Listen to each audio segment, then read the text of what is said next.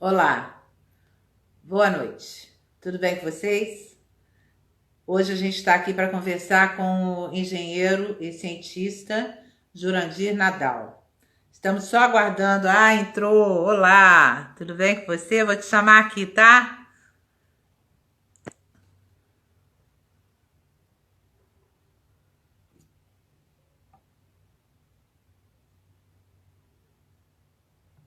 Pronto, já entrou.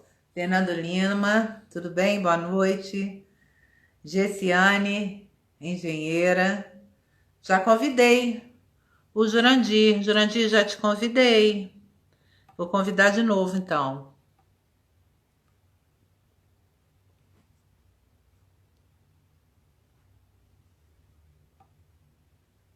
No aviãozinho. Boa noite, Gessiane. Tudo bem?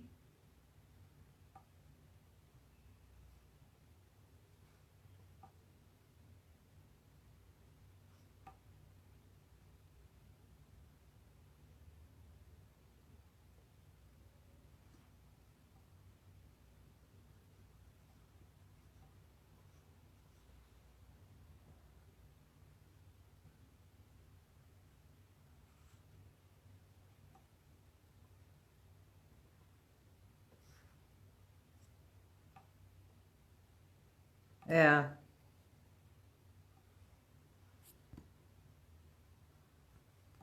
Jurandir, eu acho que você. Oi, Fernando. Oi, Frederico. Tudo bom com você? Jurandir, eu acho que você vai ter que me chamar aqui, porque eu não estou conseguindo te chamar. Já tentei duas vezes. Ó, tô te enviando o convite.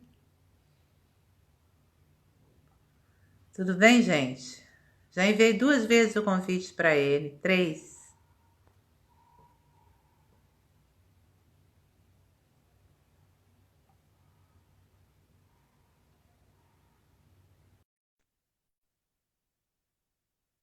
Só aguardando ele entrar.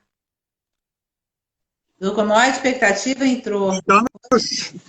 Tudo bem, Jurandir? Tudo. Deixa eu acertar aqui que eu estou no escuro. Tá tudo bem com você? Tudo bem. Daniel, Júlia Dantas, o pessoal já está chegando para conversar com a gente. Uhum. Pronto, já se sentou? Sim, acho que deu, né? Eu estava na penumbra, a É, iluminação mais agora está forte. bacana. Vamos lá. Amanda, tudo bem? Muito prazer em recebê-lo aqui, engenheiro Jurandir Nadal, formado em Engenharia Eletrônica pela PUC, Rio de Janeiro, com mestrado e doutorado em Engenharia Biomédica pela COP, UFRJ. Já foi presidente da Sociedade Brasileira de Engenharia Biomédica. Atualmente é pesquisador do CNPq e professor titular do Programa de Engenharia Biomédica da COP, onde é chefe do Laboratório de Engenharia Pulmonar e Cardiovascular. E é o inventor do respirador pulmonar brasileiro. Tudo bem, Jurandir? Obrigada por estar Tudo aqui. A palavra é bem. sua. A gente está muito interessado em saber como é que tudo começou, aonde, em que estágio está. Vamos lá, é uma honra falar com você. Tá bom, eu vou contar um pouquinho a história. Eu acho que é um pouco forte dizer que eu sou o inventor. A gente é uma equipe enorme, né? Eu estou como chefe do laboratório.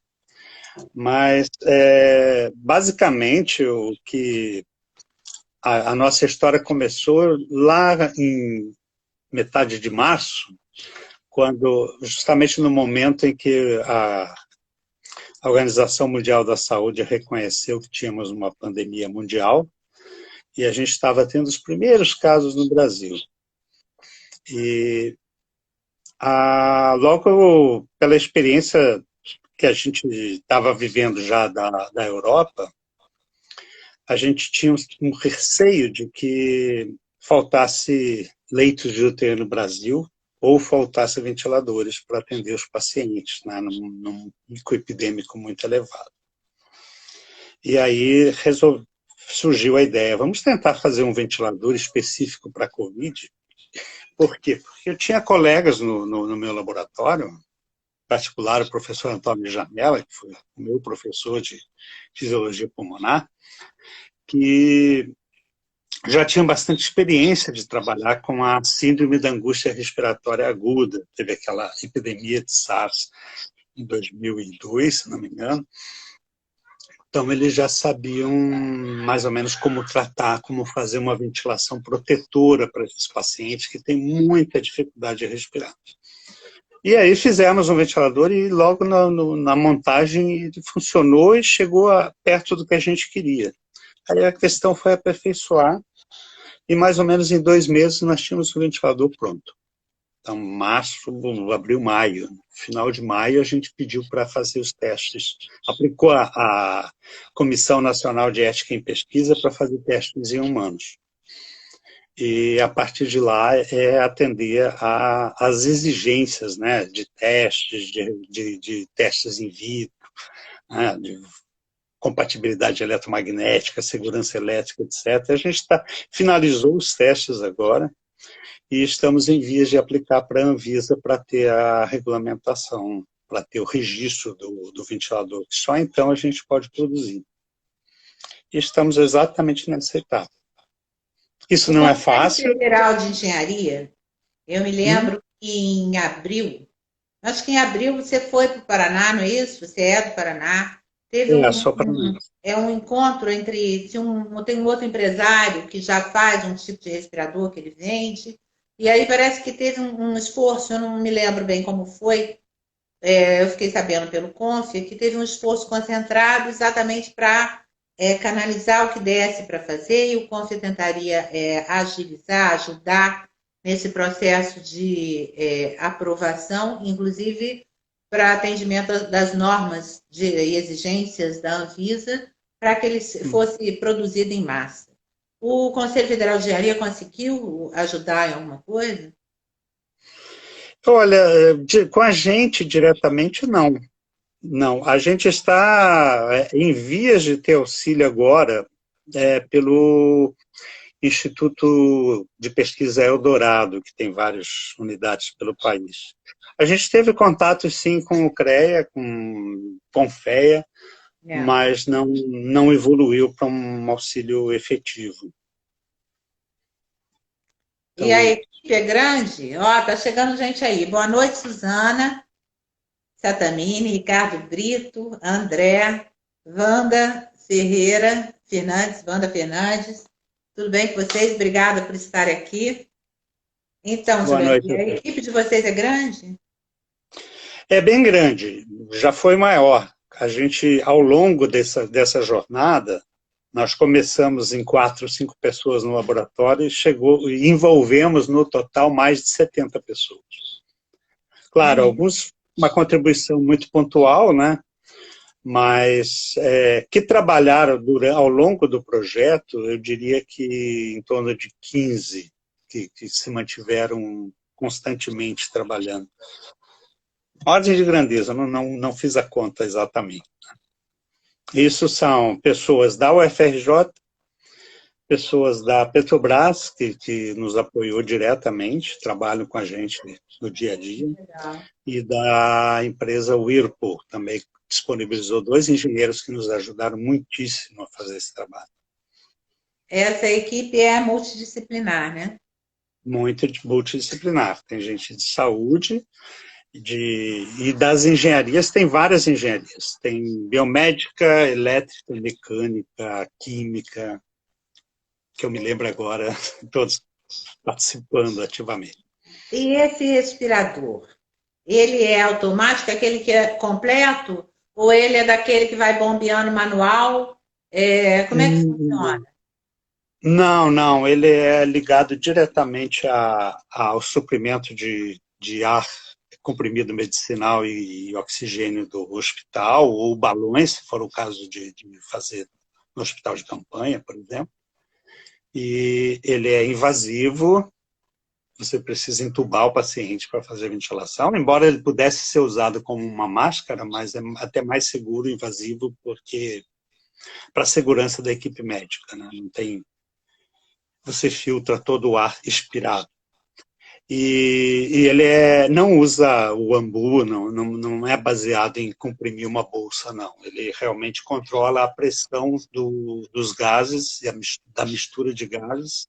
Você pode escolher várias misturas, conforme a necessidade do paciente.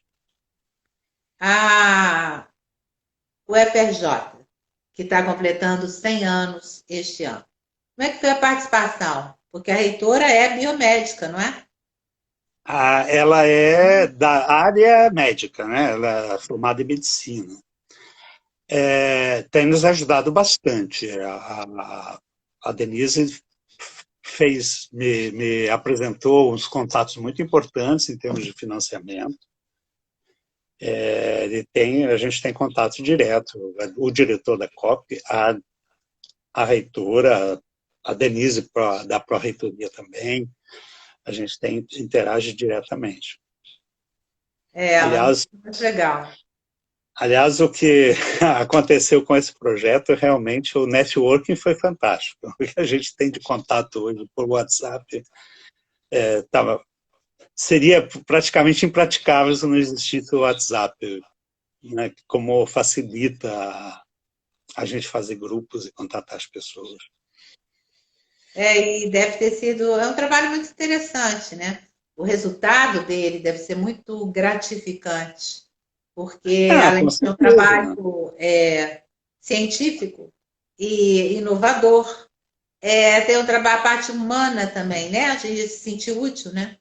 Eu acho que deve ter sido fabuloso. É uma experiência muito boa. Com certeza, com certeza. Muitas vezes a gente trabalha, quem trabalha na investigação científica, muitas vezes tem essa sensação, né? A gente cria novidades, publica artigos em excelentes revistas e morre aí. Então, é muito gratificante você ver que está fazendo um trabalho que pode atender, pode salvar vidas, né? No caso desse ventilador, a gente temia que... A gente pensava em fazer 1000 ventiladores, achava que podia ser insuficiente.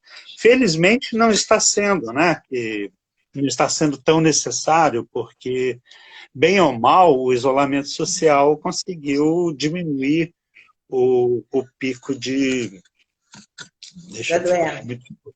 da doença, suficiente para não saturar os hospitais por muito tempo, né? Houve falta de leitos no Rio de Janeiro e Manaus, mas por questão de dias, e logo equacionou isso, né? Mas, independente disso, a gente desenvolveu a tecnologia, temos um ventilador para Covid, caso haja um segundo pico maior, a volta no ano que vem, né? A gente nunca sabe. E a gente tem a tecnologia que pode ser levantada a qualquer momento, numa crise de gripe ou outras situações que demandem, né? E, com certeza, nós estamos desenvolvendo projetos, captando recursos para completar o desenvolvimento dele como um ventilador comercial completo, que atenda desde criança até obesos, mórbidos, né? E com isso, a gente espera transferir para a indústria também, ter mais um competidor. Espero que com um custo menor do que atualmente está se praticando no mercado, que inflacionou demais por causa da Covid, né? É verdade. Para mim, especialmente, inclusive, eu sou apaixonada pela engenharia. E eu acho extremamente gratificante, imagino para vocês, né? Porque engenharia é vida. E isso é muito pouco difundido, aceito e valorizado atualmente pela sociedade civil, né?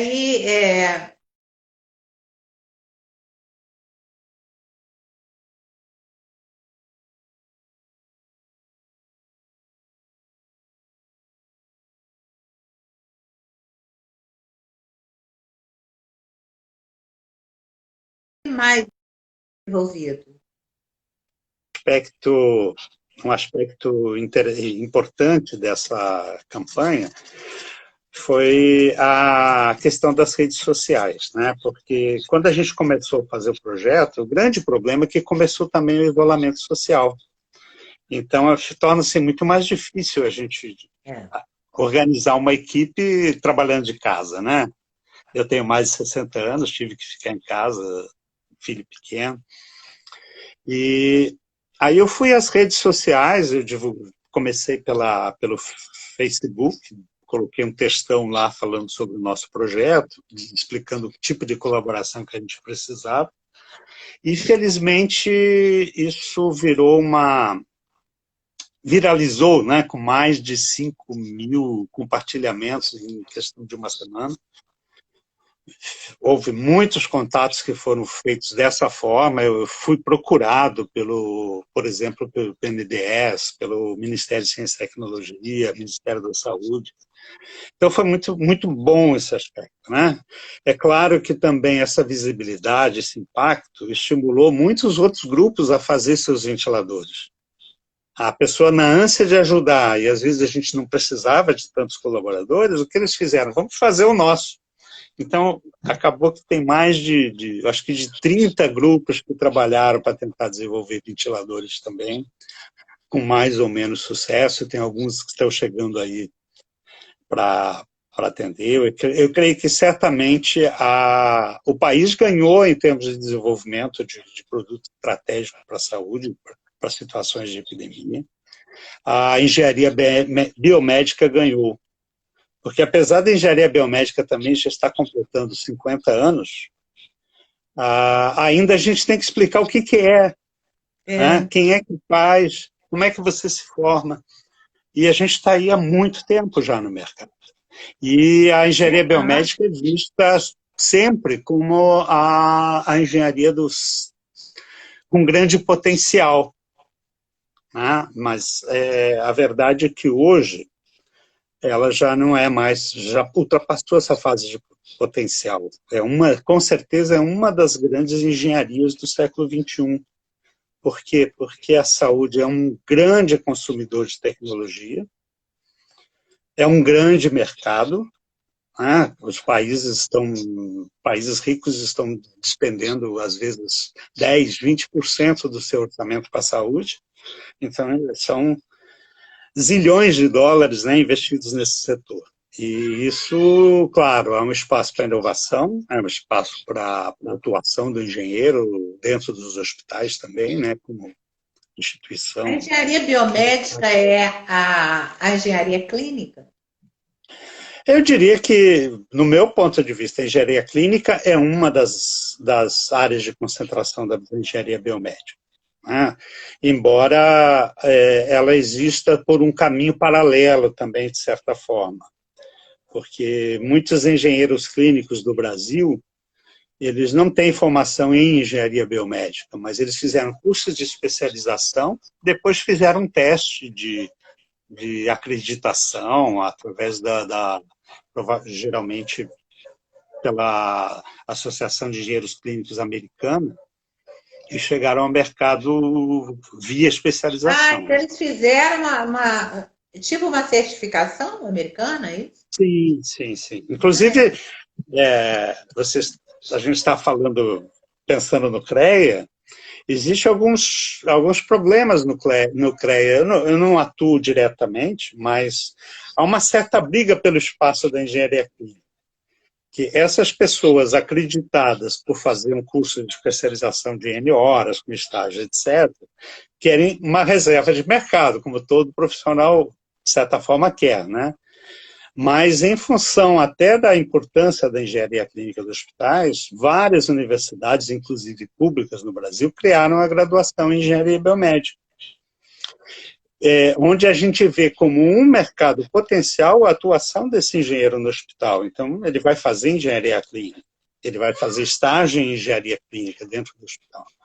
Então, é razoável que os dois possam compartilhar o mercado da engenharia clínica. A gente defende, a gente entende que o futuro da engenharia não é essa especialização que aos 22 anos você se forma.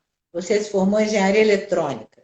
E aí você tem que ser eternamente engenheiro eletrônico. Você, mesmo tendo doutorado, mestrado e doutorado em engenharia biomédica, você não é um engenheiro biomédico. Você é um engenheiro eletrônico, especialista em engenharia biomédica.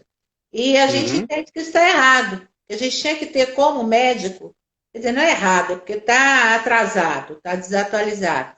O engenheiro devia se formar como médico em engenharia e depois ele, com um curso completo de 5 anos, e depois ele tem uma especialização ou uma certificação através de acreditação na área deles é que ele tem interesse. E se ele quiser mudar daqui a 10 anos, daqui a 1 ano, daqui a 30 anos, ele pode mudar e se tornar engenheiro naquela área. Você concorda com isso? Concordo, não, não precisa nem ser 5 anos, né? A gente tem que rever esses modelos, né? A gente teve uma época em que, como o conhecimento não para de aumentar, né? E a gente está produzindo muito conhecimento nos últimos 50 anos, de que os cursos também tinham que aumentar para formar os profissionais, né? Então, temos que criar uma disciplina disso, criar uma daquela e não fechar nenhuma. E a verdade é que, não sei se esse é o modelo, a gente vê que o europeu, através daquele acordo de Bolonha, eles fizeram o caminho contrário, vamos formar um profissional com uma formação básica com 3 anos, e mais 2 anos ele faz um mestrado dentro de uma especialização. Então, eles encurtaram os cursos. A gente, como formador, tem que procurar ensinar a pessoa a aprender por conta própria, a buscar o conhecimento, e bola para frente. Não dá para a gente tentar ensinar tudo, né? Em particular, nós que somos da pós, a gente tem que ensinar muito o conhecimento que a gente produz, né? Não é aquilo que está nos livros, mas é a fronteira do conhecimento. Esse modelo que você está dizendo aí, eu acho que o ensino brasileiro ainda é muito fraco. Não nas escolas públicas, mas hoje você tem um número absurdo de escolas de engenharia que não primam pela qualidade no ensino. Então, muitas vezes, a gente tem uma experiência grande ao ver isso, que o recém-formado, ele sai da faculdade sem saber nada, ele tem que fazer um estágio para ele se sentir apto, os profissionais responsáveis. Ele sai da faculdade sem ter feito, por exemplo, civil, eu sou engenheira civil, sem ter feito estágio, sem ter feito um orçamento, quer dizer, eles não têm nenhuma especialidade. Então, eu, pessoalmente, acho que 3 anos, que seria o curso de tecnólogo, o paralelo seria com o curso de tecnólogo, é pouco, até em função da nova lei de diretrizes curriculares. Eu não sei se eu não sou professora, então eu não tenho em escola de engenharia, então eu não tenho conhecimento profundo, mas parece que ela diminuiu a carga horária, foi diminuída a carga horária, e o número de cadeiras também, que eram obrigatórias, também foi flexibilizado, foi muito flexibilizado. Você tem conhecimento dessa área? Eu não estou trabalhando nisso, né? Eu tenho, claro, às vezes a gente precisa discutir algum aspecto, mas, de qualquer forma, a gente tem modelos que está baseado nesses 3 anos mais 2, ou 3 anos mais 3, não sei. Por exemplo, a Universidade Federal do ABC. Ela foi criada mais recentemente e começou com essa filosofia. Então, você forma em 3 anos um engenheiro que não é engenheiro de coisa nenhuma, mas aí ele segue e especializa, né? Foca mais. E é bem diferente da formação antiga que a gente teve de básico e de departamental, né? Ele tem uma formação básica, mas mais dentro de uma determinada área, né? Tipo, vou fazer uma base de elétrica e depois entra em eletrônica, computação, enfim, outras coisas, né? E quando Não ele entendo. quiser, por exemplo, ele quiser sair da elétrica e ir para a naval, como é que ele vai fazer se ele não tiver um curso pleno de engenharia? Porque aí você está É, colocando um curso mais específico, né? é complicado, mas isso sempre foi, né? Isso acontece. Muitas vezes o aluno vem e desiste no meio do caminho, né? E a gente tem, como você colocou antes, a gente tem que procurar fazer aquela formação mais Ampla, multidisciplinar, generalista, né? mais aberta. O currículo não pode ser tão fechado, a pessoa tem que ir buscar diferentes. contornos de especialização. Olha, eu estou angustiado aqui porque eu acho que meu celular está com pouca bateria. Não me preparei bem. Não, por favor. Eu vou precisar um segundinho. Você segura as Não tem pessoas aí, problema, eu vou segura aí, falando eu vou aqui com as pegar pessoas que estão chegando. só um cabo, só pegar um Tá cabo. bom, pode ligar, fica à vontade. Ô, gente, Gabriel, obrigado por estar aqui. Eduardo, Frederico, Joelson acabou de chegar. Alex, Thalita. Gente, alguma pergunta para fazer para o Jurandir? Adicional relativa ao respirador? É interessante, né? Esse respirador ser completo, o custo dele parece que é extremamente competitivo. Enfim, a COP é uma escola de excelência, né, brasileira, um modelo de escola e de centro de mestrado, doutorado.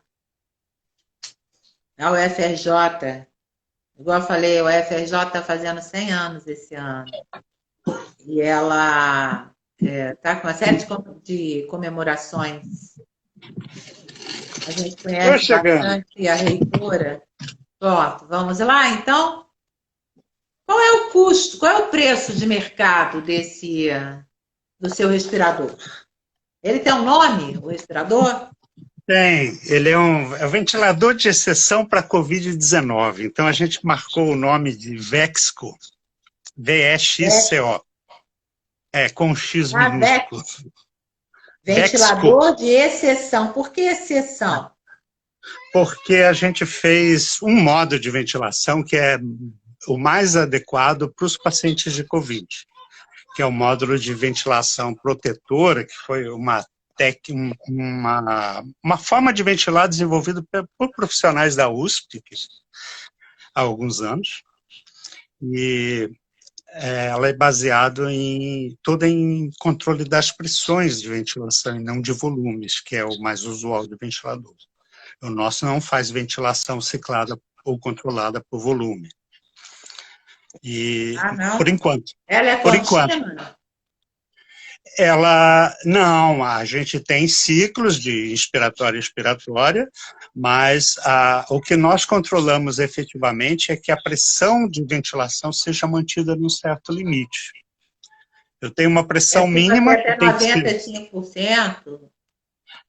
Não, eu tenho que manter uma pressão mínima em centímetros d'água, mesmo no final da expiração do paciente, que poderia ser zero, mas a gente mantém positiva para que não feche os alvéolos pulmonares, para que ele não tenha uma lesão chamada atelectasia.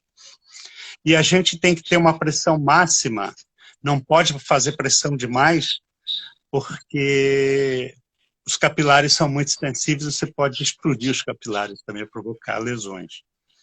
Então, a gente trabalha numa faixa aí de 5 ou 15 no mínimo e vai até uns 40, 50 de centímetros d'água de pressão. E o volume é estabelecido para ficar numa situação normal de ventilação de um adulto. Essa é a limitação, vamos dizer. É uma limitação boa para esse paciente. Mas a gente vai desenvolver, como eu falei, um sistema completo e deve atender aí qualquer tipo de doença, até durante cirurgia, pessoas que não têm problema respiratório. E o custo? O custo dele parece que é bem competitivo, né? O preço. Pois é, o custo é competitivo, sim. A gente tem os ventiladores. Antes da crise, a gente estava com os ventiladores na faixa de R$30 mil. Depois foi para, sei lá, uns 50, 60, porque o dólar disparou. Tem muito componente importado. Inclusive, vários são importados. E depois foi mais ainda porque é o oportunismo da empresa, né, que vê que a demanda está grande, vamos aumentar o preço. Então,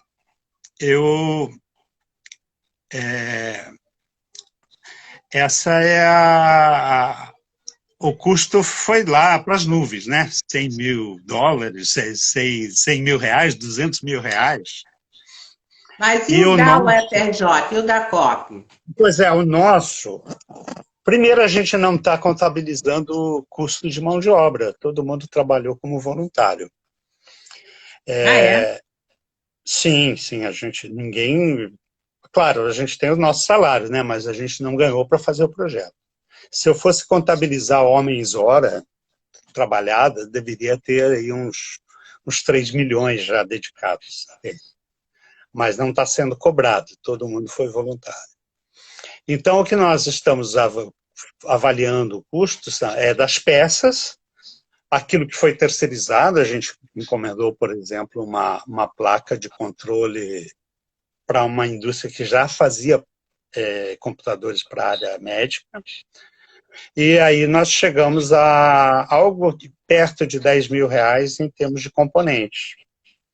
E, novamente, como a gente estava arrecadando dinheiro para a doação desses equipamentos, não entram impostos, não entram outros aspectos finais do produto, né? Mas se a gente incluir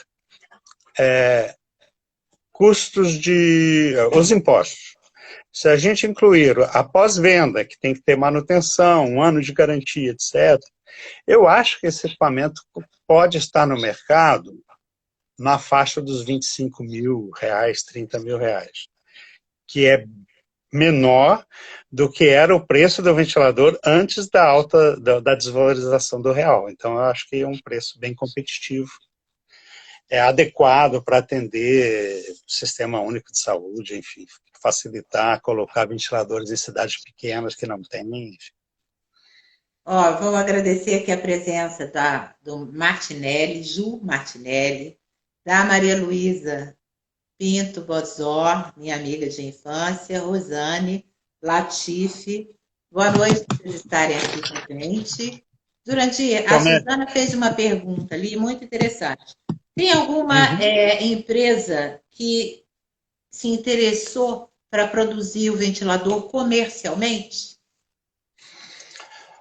Olha, sim e não. Por quê? Porque nós, para fazer o registro do ventilador, nós precisamos ter parceiros de empresa. Então, nós acabamos tendo contato com várias empresas. Várias se interessaram em nos ajudar. Tivemos algumas que estiveram mesmo em vias de fazer a produção, etc. Não deu certo. E nós temos uma empresa parceira para fazer o registro, que deve fazer o lote inicial, mas não há garantia de que eles vão continuar produzindo. Mas o registro vai ser feito através deles por exigência da Anvisa. A empresa tem que ser responsável técnica e jurídica, não sei. A Responsável legal responsável e técnica. técnica, ela responde, inclusive, juridicamente, né? Judicialmente. Se tem Mas eles algum têm que ter dano, duas tem pessoas, o responsabilidade diretor civil, legal e o técnico mesmo que tem que que garantir o é o de aparelho. produção, a chancela técnica, né? É, A é. COP não tem como ser, os profissionais da COP não podiam, por exemplo, fazer uma cooperativa, isso demanda tempo, não há interesse. Pois A é, COPTEC, a própria COPTEC não pode entrar. nós chegamos a pensar nisso. Pensamos, mas é bastante complexo. Porque nós estamos... primeiro, a UFRJ é federal e foge muito ao objetivo dela, né? Então, eu acho que chegou a circular um projeto de lei, acho que foi aprovado, começou no Senado, foi aprovado para permitir que as federais pudessem produzir equipamentos para a Covid. Mas eu não me lembro nem que ela tenha sido sancionada e tenha virado lei. Acho que está tramitando ou parou em alguma gaveta. Enquanto isso, a COPTEC nós chegamos a pensar em fazer, mas também foge aos objetivos. É um investimento grande de pessoas, de tempo, até de recursos. A COPTEC tem uma força grande de projetos, etc., mas não está no melhor momento, porque grande parte dos projetos nossos são ligados à área de petróleo e gás, e com a queda da cotação do petróleo, diminuíram também a demanda de projetos. A Petrobras tem limitado, reduzido projetos. Então, seria um esforço muito grande num momento impróprio, né? E principalmente que a gente ainda está com isolamento, trabalhando em home office, né? Seriam vários Seria complicadores. adequado, acho que não é viável, né? Essa É, empresa porque que tem. é muito complexo, é um equipamento de alto risco, então a gente teria que ter boas práticas de produção, fazer um laboratório, uma fábrica, com tudo esterilizado, com todos os cuidados possíveis para sair de lá um equipamento pronto para ser usado invasivamente numa pessoa, né? Imagina. Então é bastante complexo. Mas a E é gente tem um assim, parceiro, o contrato não permite a gente divulgar por enquanto, mas a gente tem um parceiro que atende a isso. que legal. E, Qual é o e o prazo produto de final vai à aprovação licitação. na O Anvisa? A prazo para expectativa é a qual? Anvisa. A gente deve submeter a Anvisa no próximo mês. Vai demorar um pouco porque a exigência de testes e de documentação é muito grande. Então, a gente nem tinha conhecimento do volume de papéis que tinha que gerar, né, de testes que tinham que ser feitos. Sabe, normas em cima de normas, normas de centenas de páginas que a gente tem que cumprir. E Tipo, a tem que... pandemia agilizou muita coisa. Em algumas áreas, a pandemia ultrapassou ou bypassou etapas, algumas até que não deveriam ter sido bypassadas. No caso do respirador, do Vexor, houve alguma concessão nesse sentido? Sim, sim. Normalmente, para você registrar um equipamento de classe 3 de alto risco, você tem que passar por um laboratório certificador. Então, existem alguns laboratórios credenciados junto ao Inmetro que fazem esse serviço. Esse serviço é moroso, porque, como eu falei, o volume de normas é muito grande.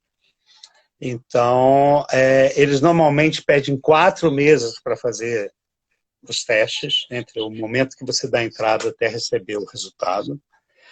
Se der alguma coisa não conforme, você tem que modificar o aparelho para atender, tem que repetir esse teste. E se você tiver a conformidade, você submeteria, então, esse resultado à Anvisa e teria mais 4 meses para ter resposta. O que a Anvisa fez? Ela liberou por 6 meses esse laboratório especializado antes.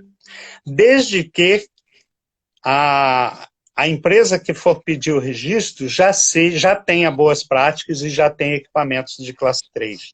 Então, eles entendem que a empresa já tem as boas práticas e a preocupação com as normas que são necessárias. E isso facilitou, sim, mas isso só vale até setembro, a menos que a Anvisa estenda o prazo, porque deram 180 dias a partir de março. Mas até lá vocês já devem estar com ele pronto e tudo aprovado, né? Sim, sim, pronto está, né?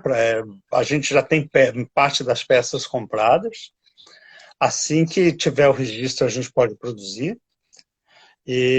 Mas até lá ainda tem uma Uma estrada. trilha, uma estrada. A gente está precisando pagar consultoria e dependendo de terceiros para conseguir chegar lá. E a É bem Petrobras mais. continua contribuindo?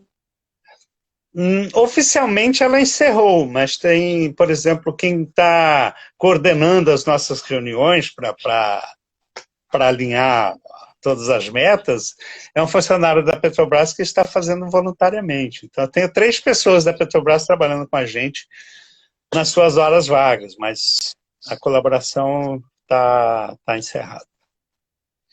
Vamos agradecer aqui a presença da Kátia Fará, do Alexandre, da Carlota. Obrigada, gente, por estar aqui com a gente. Está sendo muito legal, extremamente importante para a gente tomar conhecimento. Mesmo tendo sido divulgado ou divulgada a invenção ou é a invenção mesmo, né? Do equipamento, a gente acha que devia ter sido mais, entendeu? Uma valorização maior de vocês, não só da COP, como de toda a equipe que participou, né? Do estar participando Uhum. da, da, da construção do equipamento. Uhum. A gente tem procurado fazer, mas às vezes a gente acaba sendo amador. Quer pelos recursos, né? Quer pela dificuldade até que a gente criou. Muitas emissoras de TV quiseram fazer gravações no laboratório, a gente não permitiu, porque eu tinha uma equipe básica, né, que fez o hardware da coisa, que trabalharam por 4 meses sem interrupção, de segunda a domingo, todos os dias indo ao fundão. E com uma pandemia acontecendo. Então, se a gente começa a colocar gente estranha no laboratório, poderia contaminar a nossa equipe principal e o projeto morria. Não, Sabe? isso sim, naquele momento, eu acho que foi até muito É. bacana, porque em vez de vocês Uhum. começarem a alardear e fazer propaganda e dar entrevista no Fantástico, vocês se resguardaram, agiram efetivamente como cientistas, com Uhum. responsabilidade social, profissional, e se fecharam exatamente para atingirem o objetivo. Achei muito bacana, Uhum. muito ético, realmente Uhum. achei muito interessante. Eu li a respeito, vocês não queriam dar entrevista, mas hoje vocês já estão com tudo pronto, né? Como você mesmo disse. Uhum. Agora A estamos assessoria da próximos. UFRJ está contribuindo nessa assessoria de imprensa. A imprensa Estamos, tem estamos sim. procurado vocês, pelo menos revistas científicas. Em termos de produção científica, nós é que estamos devendo. Nós temos um paper para escrever, pelo menos, né? E talvez duas possibilidades de patentear partes do sistema, mas não fizemos, porque não há tempo, né? A preocupação era de chegar logo ao produto. Mas também eu acho que faltou um pouco de apoio do nível federal. A gente, felizmente, nós tivemos um apoio fantástico que foi da FAPERJ, Ah, eu falar. onde, por diferentes caminhos, os contatos nossos com a diretoria, que é da UFRJ, afinal, o próprio diretor científico, mas nós conseguimos um apoio financeiro deles num prazo recorde, eles nos liberaram os recursos menos de uma semana depois da gente fazer a submissão. Nós tivemos esses outros apoios também de empresas, etc., né, que viabilizaram. Mas a gente trilhou por dificuldades até hoje, né? A gente não tem uma situação financeira fantástica. Comparando, por exemplo, o outro equipamento que foi bem sucedido, que é o da USP, que também está mais ou menos no mesmo estágio da gente, eles tiveram a felicidade de ter uma família que doou, acho que algo com borões logo no início, então isso facilitou muito o caminho deles de desenvolvimento, né? Agora, eu tenho a satisfação de ter tido muito apoio realmente de pessoas anônimas das redes sociais, que doaram recursos, fizeram campanha para arrecadação. Teve muita experiência bacana aí nesse período. Eu acho que sim, acho que é uma experiência também de materializar a cidadania, né? A, É. a parceria do cidadão brasileiro, né? Que a Uhum. gente tem visto pouco isso, eu acho que foi muito bacana também. E não houve essa coisa de não ter havido divulgação, esse voluntarialismo, assim que fala, os voluntários terem participado e dado força a vocês, porque eu acho que realmente a força maior veio da população, não é verdade? Foi com certeza. Eu acho que essa situação de vulnerabilidade despertou em muita gente essa vontade de ajudar, essa preocupação com o outro. Claro que não foi geral. E muitas pessoas ajudou a revelar o que elas têm de pior, né? Não há dúvida. É a Mas, inveja, né? ah, A inveja é, é um fator enfim, complicado. a preocupação financeira por um lado, enfim, tem uma série de coisas complexas, né? Não, é uma experiência ímpar, né? A gente nunca viveu isso, espero que nunca venha a viver É uma verdade. situação tão grave. Mas a solidariedade apareceu muitas vezes. Teve pessoas que literalmente deram suas vidas. Por exemplo, no Rio de Janeiro, né, um rapaz que deixava a família em casa e ia distribuir cestas básicas e acabou morrendo de Covid, né? Então, é terrível, Os mas... próprios médicos, enfermeiros, É, houve uma participação muito grande, né, da sociedade. Em relação ao sim, laboratório, sim. o que vocês estão neste momento desenvolvendo? Tem alguma coisa a mais? Tem espaço para desenvolver alguma outra invenção?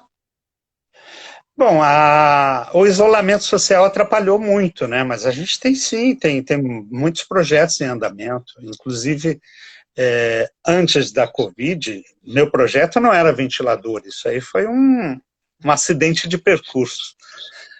O meu grande projeto é voltado mais à monitoração inteligente, quer dizer, eu pegar os dados do paciente e, a partir daí, avaliar a situação dele, ver prognóstico, tentar antecipar risco de morte súbita da pessoa. Então, eu tive que aprender muito de ventilação nesse período. E de medicina, né? De medicina a gente, de certa forma, aprende, né? Embora eu seja engenheiro, eu me sinto mais confortável dando uma aula de fisiologia cardíaca do que de eletrônica, com certeza. Eu imagino. Há quantos É. anos você está nessa área? Olha, eu entrei para o mestrado em 1977, Nossa, bastante tempo. bastante E tempo. sou docente desde 85, então eu já tenho 35 anos como docente lá. Poderia estar aposentado Imagina. e É. usufruindo da aposentadoria integral, mas a gente é a nossa cachaça, a gente tem que trabalhar. Mas então, esse outro projeto que você estava participando e coordenando ele, também é muito interessante, é muito importante, porque ele vai permitir, como se fosse quer dizer, você vai ter todo o domínio, né, da ficha clínica do Uhum. paciente, o médico vai ter, então os riscos e a prevenção, que é o forte, inclusive, que é o que diminui os custos, porque diminui o impacto do risco, né, da É. saúde. Ele tem também interessados? Tem sim. A gente, nessa divulgação do ventilador, eu encontrei pessoas muito mais interessadas no meu outro projeto do que na ventilação. E, naturalmente, a gente viu um outro universo de aplicações em função da epidemia. Por exemplo, todos viram que as principais vítimas no início era a própria equipe médica, né? Porque estão expostas a uma carga viral medonha, né? Exato, né? Então, uma ideia que surgiu, que a gente não dava para fazer tudo, a gente deixou meio de lado, mas a gente até fez um protótipo, é para monitorar o próprio ventilador, o próprio paciente, um pouco à distância, lá na estação de enfermagem, da UTI, elas podem ter informação do ventilador, da situação do paciente, se ele está com febre, se ele está caindo a concentração de oxigênio no sangue, e sem ter que chegar perto do paciente, porque chegar significa botar um EPI a mais, chegar lá, resolver a situação, voltar, tirar aquilo, jogar fora. Então tem um custo, tem um risco, né? Imagina se você não, se a epidemia, o paciente que está lá não fosse Covid, mas fosse Ebola, aquela infecção africana. E você não pode nem chegar perto, então a gente tem que poder acompanhar de longe, né? Não dá para E abandonar, né?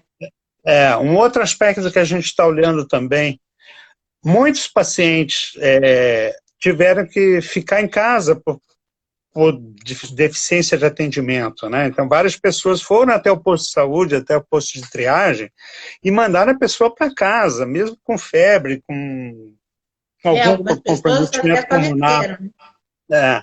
Então, por que a gente não investe para oferecer um tratamento domiciliar a essa pessoa, a monitorar ela em casa, né? Nossa, é Principalmente se ela verdade. mora sozinha.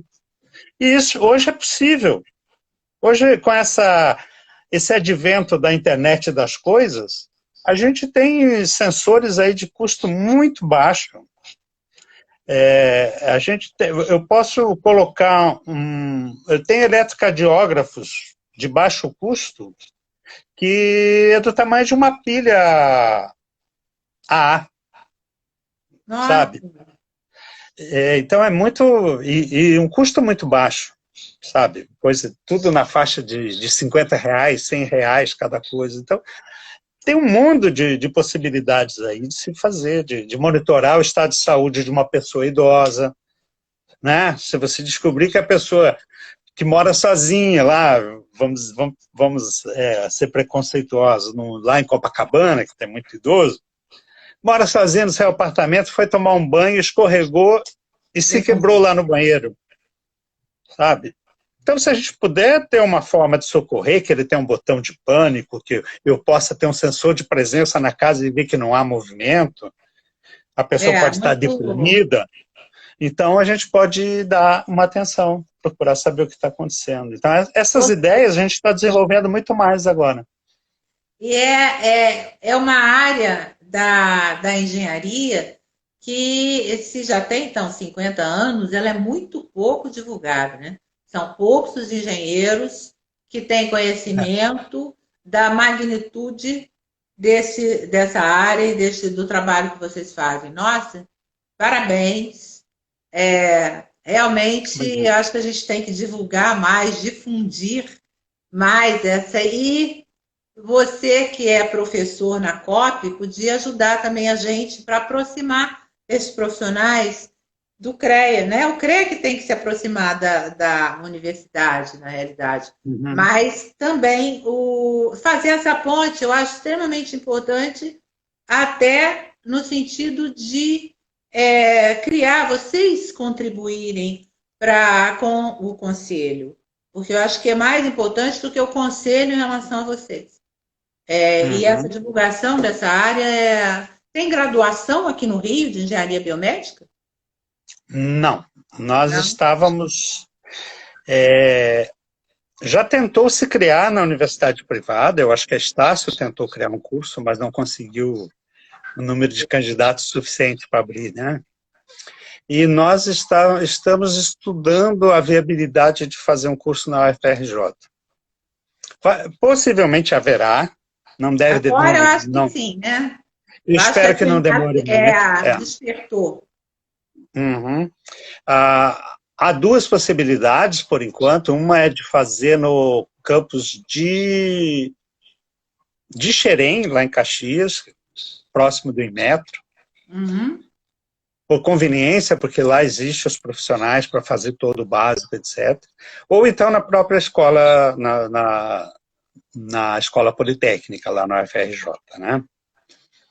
Não da COP, né? Aliás, eu acho que a hora que eu não estava presente, alguém perguntou o que era a COP, né? Então, eu gostaria até de esclarecer mais. O que é a COP? A COP é uma coisa diferente do restante da área da pós-graduação em engenharia do país, né? Porque a COP é um instituto fundamentalmente de pós-graduação, que tem 13 programas de mestrado e doutorado diferentes. Então, com isso, nós formamos... Excelência, né? Excelência. Não, é o maior centro de pesquisa de engenharia da América Latina. Da América Latina. Da América Latina. Puxa vida, então a gente vai ter que marcar para a gente fazer uma nova live para você falar sobre a Copa. Eu estudei lá, tenho um orgulho e acho que realmente a A universidade pública, de uma forma geral, ela é de excelência total, né? Completamente diferente da privada. A gente vai ter que encerrar pelo seguinte: se a gente não encerrar em até 1 hora, a gente consegue gravar. E a gente quer Ok. distribuir, colocar no YouTube, a gente vai mandar para você. Tá? Muito obrigada por ter vindo. Foi extremamente esclarecedor para a gente. Parabéns pelo não só Ah, por esse projeto, como pelo trabalho de vocês. Boa sorte, sucesso. E a gente está torcendo e vamos marcar de conversar sobre a COP, tá bom? assim, fico à vontade. Estou à disposição. Espero que vocês sejam bem-sucedidos na sua campanha. Divulguem Obrigada. bastante engenharia. E saliento aos interessados que a gente está muito aberto a quem tem interesse em aprender e trabalhar com a gente. Nós temos edital aberto agora para mestrado, doutorado, pós-doutorado, e temos prazer em receber e mostrar nossas instalações quando a gente estiver de volta lá no Fundão, mas, por enquanto, a gente está aí à disposição. Muito obrigada, Jurandir. Obrigado à audiência de todos. Boa noite, obrigada, foi um prazer. Tá? Boa Muito noite. obrigada mesmo. O prazer foi meu. Boa noite a todos. Obrigada, gente. Muito obrigada, tá? Valeu. Ok.